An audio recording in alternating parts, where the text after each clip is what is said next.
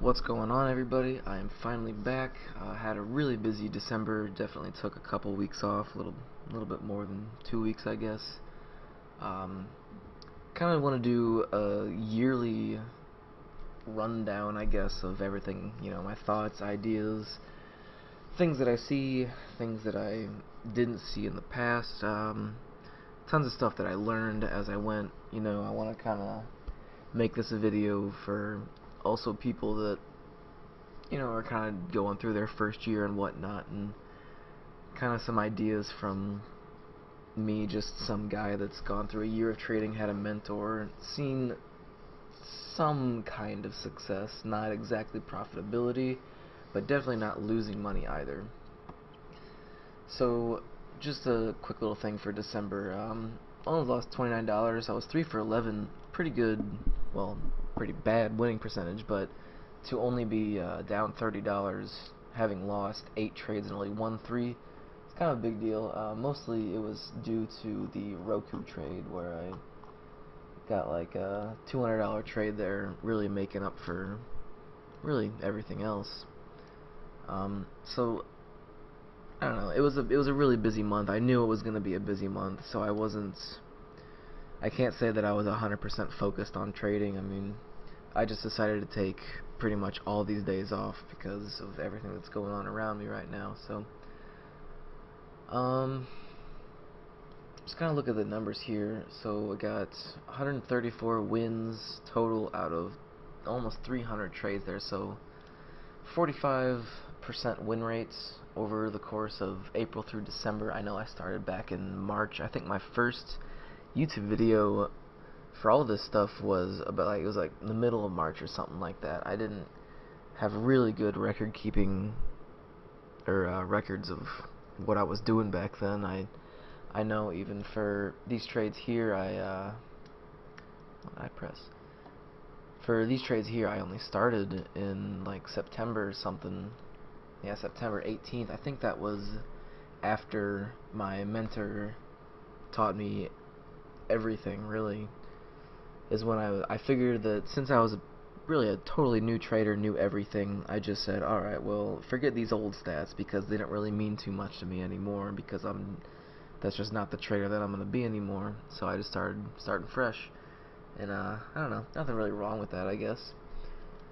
But going back to the weeklies here, you can see relatively towards the end here, I mean, I got a decent amount of green compared to red. Obviously, this was the huge mistake, and then looking at my non-compliance, that's another $700 right there that was due to me not following my plans. So I mean, it's just more money that I'm kind of just throwing away, really, due to any number of reasons, really, just simple mistakes, things that I don't see in the moment that I should be seeing. I mean, that's absolutely the big focus for next year. Is I got a couple things that I'm really trying to focus on for next year. One is to be a lot more aggressive with my trading. Really, for as long as I've been trading, I have just been focusing on limiting losses. It's all been about risk. It has been nothing about risk. I've been doing the whole, I'm going to risk $100 and that's that. And, I find the spots on the chart that I'm looking for, and I just go with it. The only problem with that is I don't have any aggressiveness. There's no offense. I've been playing nothing but defense.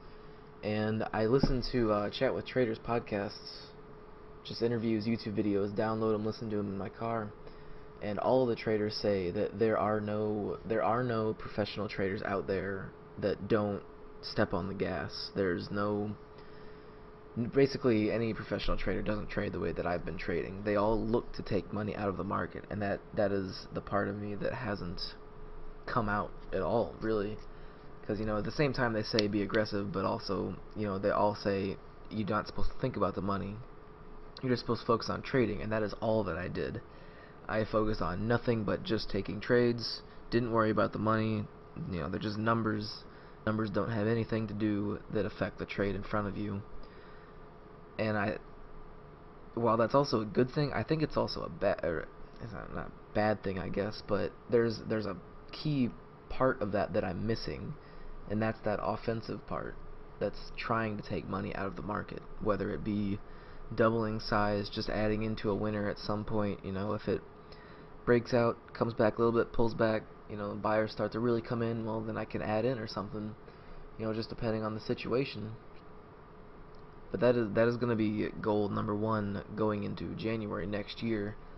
But just running through the numbers really for the whole year, I started with 30,000, finishing at 27,800 here, so I'm down about $2,200.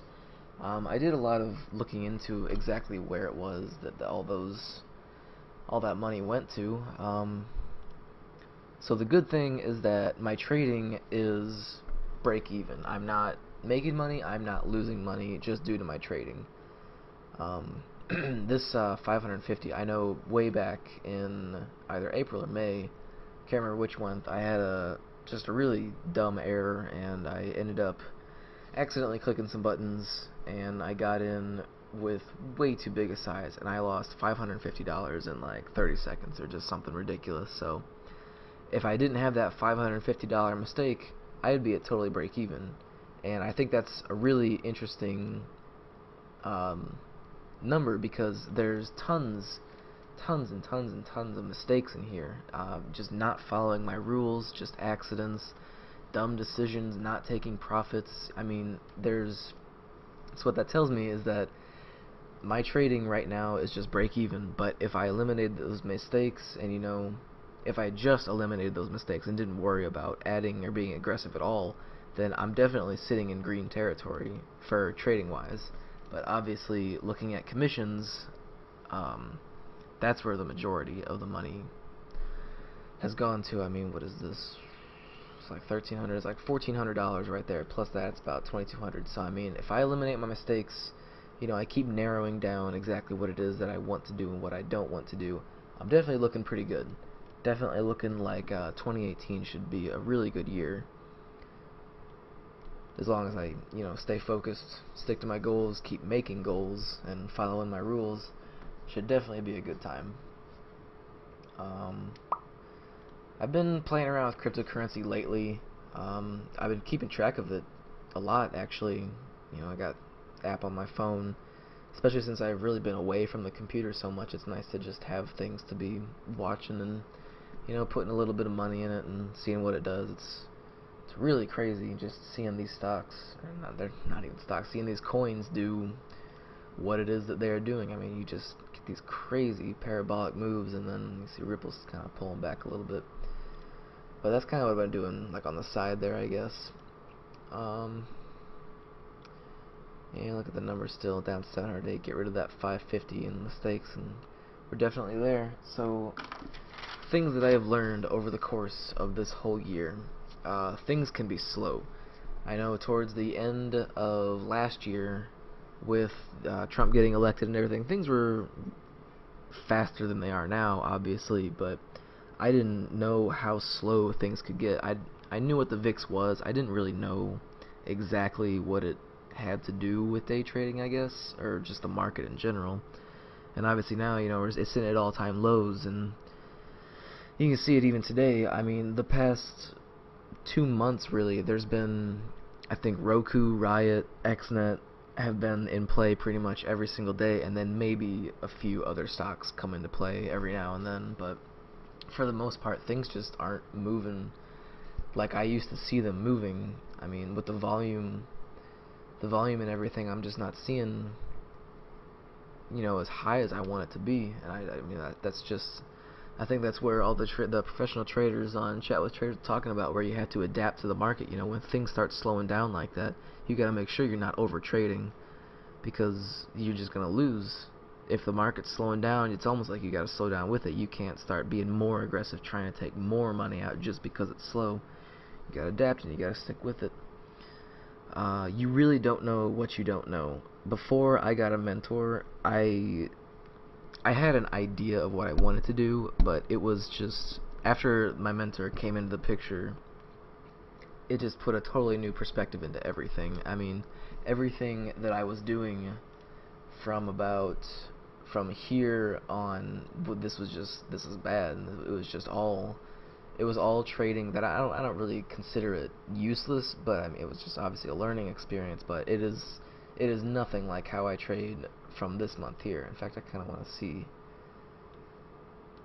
So we got minus 600, and then we got minus 110. So I mean, it's actually kind of still the same. But either way, I know that I've definitely improved since I got my mentor, because you can find probably close to everything that you would want to find out there on the internet. It's just going to take you a really long time to do it, and it's going to take you a really long time to figure out if you want to incorporate it into your own trading ideas, plans, strategies, just mindset.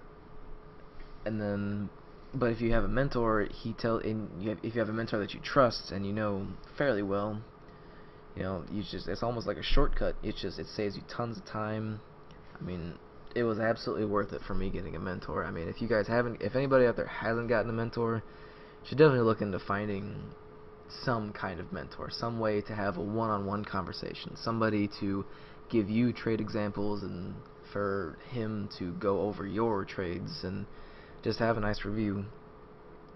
Proper record keeping has been my thing since I really started trading. I've got tons and tons of spreadsheets, and this being the master sheet that I have here, I mean, there's just so many things that I have constantly added into this. I mean, there's any kind of data, number, time, day of the week, where it's going to hit your 1R or not, just anything you could think of. I've probably got it in here somewhere, especially with the candlestick charts. The candlestick charts have been really big for me in determining some things that I'll get to later on in the video. But I'm sure I'm probably not done updating this. I'm sure at some point down the road I'll think of even more things to keep throwing into this. Just more data, just trying to find really where your good edge is at. I mean, I figured out how to use pivot tables, and these have been a really big one too. I know I deleted all the data. It probably would have been nice to have it in there, but took it out, and I'll have to make another video after I get enough trades next year to really show it off again. But if you don't have a journal and you're not keeping track of your trades and what it is that you're doing, that you can go back and look and review, you're definitely kind of killing yourself, because there is nothing better than going back to your trades and looking and seeing what it was that went right and what went wrong. And if you have no reference to go back to, it's kind of like you're still starting over every single day. You're not, it's just like note taking. You gotta do it. You gotta do it, and you gotta keep studying. Trading isn't all about what you know. I know there was one point where I had tons of questions. There wasn't anybody in the world that could have answered all the questions that I would have had, because I kept thinking that it was constantly a knowledge game. Like I just needed to know this, and I needed to know that. Well, a mentor and everybody else that I've been hearing about it is definitely right whenever they say that trading is 80% psychology. There is only 20% of the work goes into clicking the button. You see your setup, you see your strategy, it triggers, and you buy in, you short, and then after that it is 80% psychology. That is all it takes, is you click a button, and then what do you do? And I mean, fear comes into play, greed comes into play. It's just, are you going to take it here? Are you going to cover here? Are you going to take a small loss here? It's just tons of stuff. It's a huge mind game, and I didn't really realize how much of a mind game it is. It's a fight against yourself kind of mind game.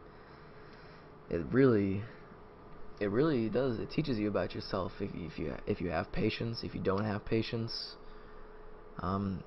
It's one of those things where experience is going to come into play and just take over. I mean, I'm sure next year, whenever I'm making this 2018 yearly recap, I'll probably be saying the exact same thing. I'll be a little bit more knowledgeable, a little bit better trade management. But I mean, it's always going to stay the same. You're going to click the button, and then you got to stick to your rules, and you got to see what the stock does. You can't control it after that. The only thing you control is the process. I put everything is important. That kind of goes back to my spreadsheet.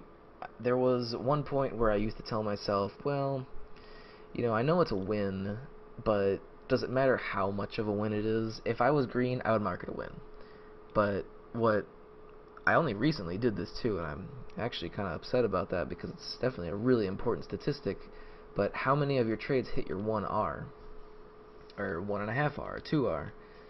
I mean, just because it's a win is fine, but how much of a win was it? Was it a win where you risked a ton and only made a little? Was it a win where you risked a little and made a ton? Or you just, there's numbers in there that you need to know to figure out about your own trading, to really find more edge and know your strategies that much better. Because if I know that my symmetrical triangle trades have a 50% chance of hitting 1R each and every time that I take those kind of trades, well, then I know that I need a 50% win rate to be profitable, better than a 50% win rate. I mean, obviously you want it to be better than 50%, but if it's not better, well, then you need to know that if this is, you know, whenever you're sitting looking at a stock, you need to ask yourself, is this a trade that I want to take that chance on for it, even though I know it has a 40% win rate? And I mean, that eliminates a lot of possible trades that you might be taking, because you can sit and stare as like, yeah, it's not an A+ setup, I probably shouldn't take it. And then that's where the mind game comes into, and then you say, don't want to miss out. You get the fear of missing out and got the FOMO problems. But it's just another thing to be thinking about. Back whenever I first started trading, I would always focus on my risk, kind of going back to that defense. I never looked at the profit target. I didn't even have this tab right here for a profit target. I would just have my risk. I'd be like, alright, risk is going to be at 20 bucks. I didn't even care about a profit target. If the stock went in my favor, that'd be great. But the only thing that I was concerned about was the risk. Well, obviously the profit target is important too, because same situation, you know, your percent of trades that hit your profit target, you know, there's more important numbers. There really is not any bad information that you can keep out there. It's all important. I didn't pay attention to anything on a bigger time frame. It's kind of interesting that I wrote this too, because I kind of only somewhat recently really paid attention to this. I was watching another video, plus I've been keeping up with the cryptocurrencies lately, and I've been looking at the hourly charts, the 4-hour charts, a lot more than I used to. Because back whenever I first started trading, I would look at the 1 minute and the daily, and that would be it. And I would take the trade just based on that. I wouldn't even pay attention to anything else. And I mean, if there's something really important on the 60 or the 4-hour, if there's like a trend line that I'm missing or something, well, those are obviously things that you really need to be aware of, because, you know, the professionals, the big money, those are the guys that are aware of those things. And if you're not aware of those things, you're probably going to lose. So that's another thing that I've been trying to really focus on, is mostly the 60-minute, because I know the 60-minute carries over obviously into past few days. And I mean, you see these trend lines, you know, whenever you see a stock that's only gapping, I don't know, a decent amount, if it's not really gapping that far away from yesterday's close, well, the 60-minute chart might still come into play come today or something. So bigger time frames always trump the lower time frames, is really what I've been trying to focus on. Yeah, I was talking about, I've been trading, not trying to take money out of the market. Definitely have to be a lot more aggressive is going to be the big thing for next year. I got a lot more to work on that way. Really trying to make the most out of my winners, because my winners, when they win, but at the same time my losers are really just as big. I don't think I had it up here, but I mean for this set of trades here, I know, going back to this, my average win was like 38 and my average loss was 32. Well, I would like to see my average win be something like 80, and at the same time I wouldn't have a problem if my average loss doubled to 60, because that's still a $20 gap in there, just compared to like a $10 gap. It's just still more money to be trying to take out of the market. Another thing that I wrote down was a bunch of stuff about my spreadsheets. It's just things that I really noticed. I did a few days ago, I went through all of these numbers, and I was just trying to pinpoint where I had the most edge. And I found out a lot of really interesting stuff, pretty important stuff, that under any stock that has under 100 million shares float, I perform really well with. I guess the low floaters and my kind of trading strategies styles just it works well. Anything under 100k volume per 1 minute, so something like, if any of these were under 100,000, I didn't do that well on them. And they would, for the most part, anything that was like a 10k or a 25k, it was pretty much just, it was just ugly. It wasn't good winners. In fact, there weren't any winners really. It was just all losers. And then like the 50k per minute was really the minimum. That was about where I needed to just call it. Like anything under 50k, I should just not take the trade. And even 50k is still somewhat pushing it. But anything above 100k, I was doing much better with. Stocks under $50, I was really good at shorting those. I had a pretty high win rate on those. Wednesdays and Fridays were my best days, and for some reason I was really good at shorting on Fridays. I think I took something like 20 shorts on Fridays through these stats here, and I had like an 80% win rate or something. And I know if it was like an 80% win rate with 5 trades, that's really not a big deal, but 20 is a pretty decent sized sample size. So I don't know, if I see a good short coming this next Friday here, and I know it's a good short, I mean, my numbers tell me this, so maybe that'll be something to already right off the bat start trying to be aggressive on that kind of trade. For my best share size was 200 shares. That tells me, I know it seems like an arbitrary number really, but it tells me that whenever I'm risking about 50 cents, because that's what I try and do now, if I'm taking 200 shares, that means I'm risking about 50 cents in total, risking $100. So any trades that I'm risking 50 cents on, half a dollar, I'm just performing well with those. My best time of day to be trading was between 9 and 9:30. I wasn't doing the best super early in the morning, mainly due to opening range breakout trades, but I know I only had a couple of them that were losers, but they were really small losers, and I know I really wasn't taking any opening range breakout trades early on because I didn't quite understand exactly what it was that I should be doing in them. See, the first one I took was near the end of November here, and then even from there I only took 2 more. Both small losers though, but I'm definitely pretty confident in these trades. I mean, whenever I see a good one, especially when I'm practicing, I know that it's a really good one. So that'll just be another thing I'll have to keep track of, keep more stats on, and just see what happens with it. And probably the most important thing that I learned from looking at all my stats here is a while ago I did another mentor meeting with a guy from SMB Capital. I think his name was Andrew. I can't remember. I wish I knew his name.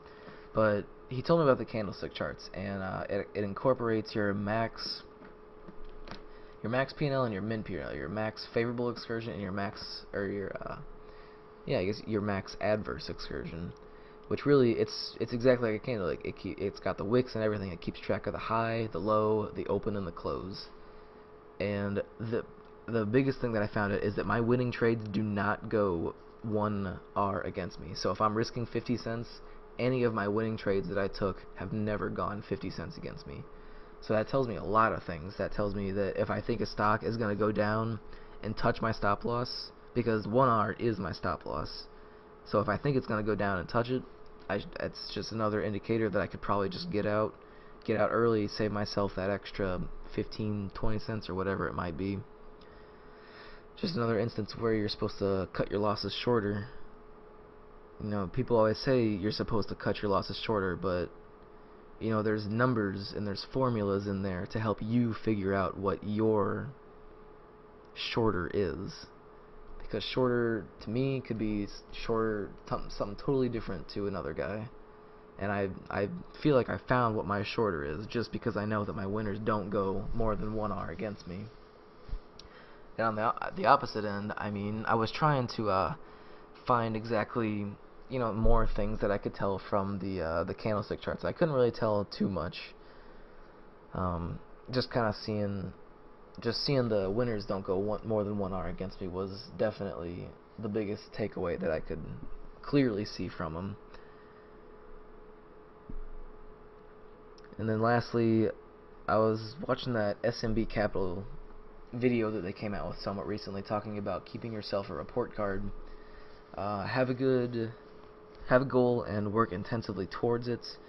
So my goal is going to be add, where am I adding, when am I adding, why am I adding, what am I going to do after I add, when should I take profits, and then I want to grade myself after each and every trading day. I want to grade myself, how well did I do these things. I know there's some things that I'm missing in there, because I know I've seen Brett Steenbarger post some stuff. I know it's not the first time that they've talked about keeping a report card for yourself, so I know there's other aspects of that I'm missing. But it's definitely going to be another one of my goals for next year, is to really start keeping track of grading myself too. I mean, I don't really grade myself. The only thing that I really grade is my confidence in the trade, maybe case points, how I'm feeling. This is like the only grading scale that I have in here. Other than that, I'm not really keeping track of any notes or something. So I'm always looking for new things that I can be keeping track of myself to really help me see how I'm progressing, see what I need to work on, if things are working for me, or if things aren't working for me and I need to just drop doing something, or if I need to add something. Well, it's just stuff that I need to know. So I mean, I got plenty of stuff to do, plenty to work on. I don't know.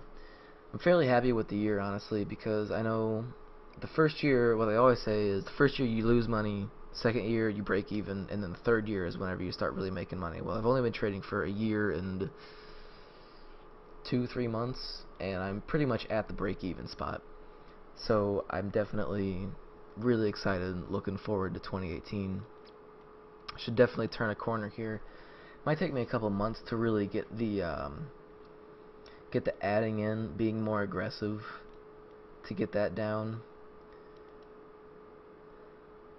I mean, I haven't done it with a live trade yet, so I mean, I could say it might take me a couple months, but who knows? I might end up spending the entire year next year trying to figure out how I need to be more aggressive. I mean, it could happen, I guess. There's just tons of stuff out there that I can go look up and do some research on and see what other people are doing, see if I can incorporate it into my style, and see if I even like it.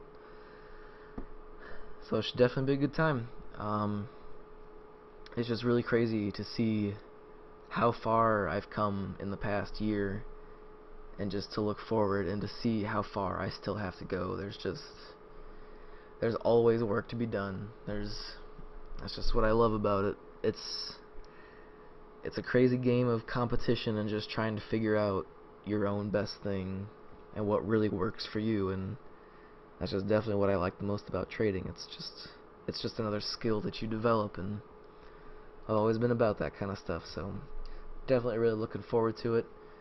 I'll definitely keep posting the live trading videos. I mean, the first trading day is going to be this Tuesday. What is this? December 17th.